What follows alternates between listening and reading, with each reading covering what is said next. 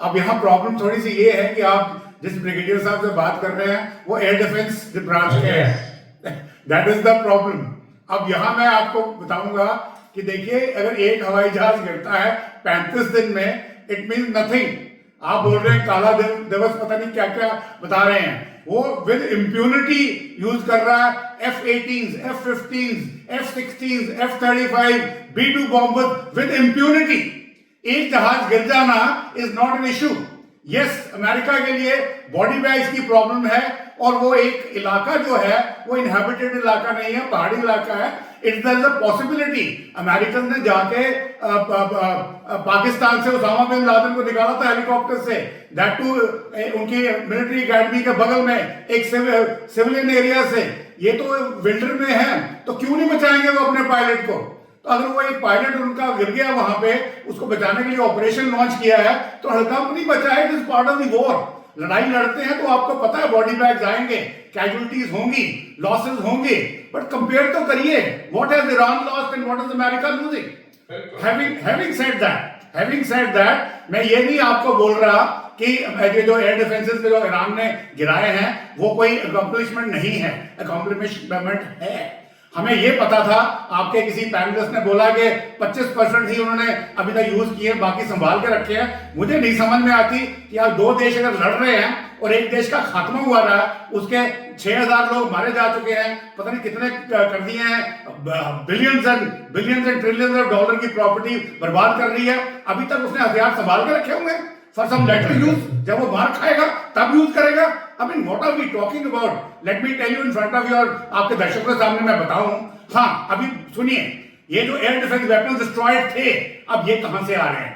ये एक क्वेश्चन है जो दुनिया के सामने है, और इसके कुछ प्रोबेबिलिटीज भी सामने आ रही हैं जो मैं आपके दर्शकों को बताता हूं। फर्स्ट ऑफ ऑल, ईरान के पास इतने सारे शायद 146 ड्रोन कहां से आए?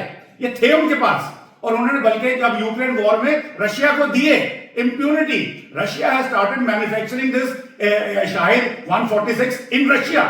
अब वो विमान जो है वो शायद वापस आ रहे हैं, क्योंकि जो सैटेलाइट कवरेज है उसके अंदर भी गैप्स होते हैं। शायद रशिया ने कैस्पियन सी में, हालांकि उनके पोर्ट्स को डिस्ट्रॉय किया है, वहां पे ऑफशोर ट्रांसशिपमेंट करके कुछ वो ड्रोन्स हैं जो शायद 146 ही हैं, बट मेड इन रशिया हैं, they have come. Secondly, air defence equipment could be man portable air defence equipment, शायद चाइना दे रहा है उनको, और शायद उनकी अपनी जो रिसर्च एजेंसी है उन्होंने लेजर टेक्निक से man portable air defence system बना लिए हैं। और चाइना कैसे दे रहा है? सी के साथ आ नहीं सकता, सीपेक से, या तो उनकी ट्रांसशिपमेंट बलूचिस्तान बॉर्डर से हो रही है, या फिर ग्वादर से व्हाट इज दैट पोर्ट, जो भी है, ट्रांसशिपमेंट में हो रही है। तो ये पॉसिबिलिटी एग्जिस्ट हो सकती है। परंतु ये कहना कि उनके 2 जहाज गिर गए या 3 गिर गए या 4 गिर गए तो वो आगे, हाँ, ट्रंप की बात जो है उस पर मैं कोई कमेंट नहीं करता। That is totally illogical, inconsequential and political. वो अपनी पॉलिटिकल कंस्टिट्यूंसी देख रहे हैं, right wrong not, but do not disturb the professional acumen of American army. And same यहाँ पे ईरानियंस भी बोलता हूं। इवन जहां तक IRGC की बात है, अभी तक जो उनके स्पोक्स पर्सन आते हैं, जो उनकी विजुअलिटी है, एक मेजर जनरल को आज देखा है, उनके 12 टॉप कमांडर्स हमें सबको कंफर्म ना मारे जा चुके हैं। बाकी जो डिसजॉइंटेड ग्रुप में वो फंक्शन कर रहे हैं on that mosaic level of deployment, इसकी उन्होंने तैयारी की थी, वो कर्नल लेवल पे हैं। उनका आपस में तालमेल कोई नहीं है, स्पेशली जब उन्होंने पेजिश्कियां और रागशी और उनके जो अब्राहम बागी हैं, जो उनके डिप्टी फॉरेन, उनको भी साइडलाइन कर दिया है। जैसे IRGC is in command for what? Command, आप बर्बादी के लिए कमांड में हैं। आपके सिटीजन, निर्दोष आदमी मर रहे हैं, आपका इंफ्रास्ट्रक्चर, कल तक उन्होंने सिर्फ फौजी ठिकाने उठाए थे, आपके एनर्जी पे अटैक किया था, आज वो सिविलियन इंफ्रास्ट्रक्चर पे कर रहा है।